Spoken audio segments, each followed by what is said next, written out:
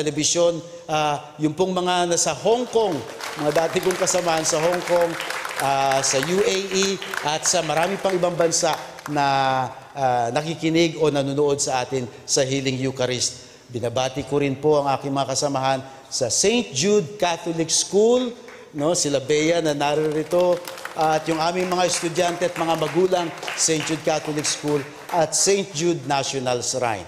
Para po sa inyo na narito ngayon, maraming salamat din po sa inyong pakikiisa sa ating pagdiriwang ng panglingguhang banal na misa. The Lord be with you. And with your spirit. And may Almighty God bless you and your loved ones, the Father, the Son, and the Holy Spirit. Amen. Our Mass has been offered. Go in the love and the peace of Christ. Thanks be to God.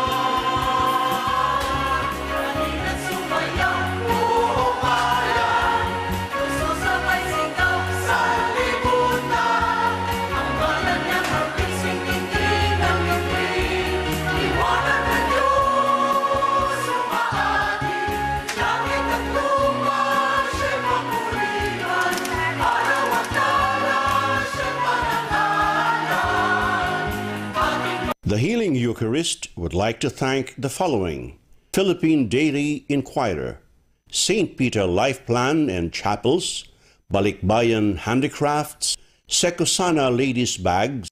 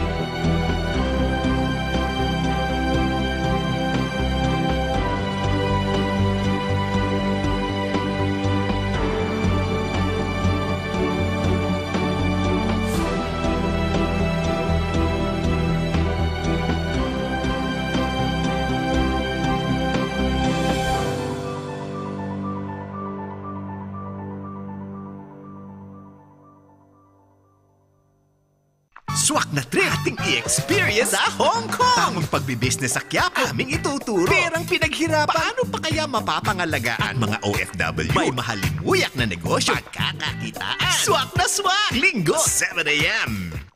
Mga kwento ng kabayanihang dapat pakinggan.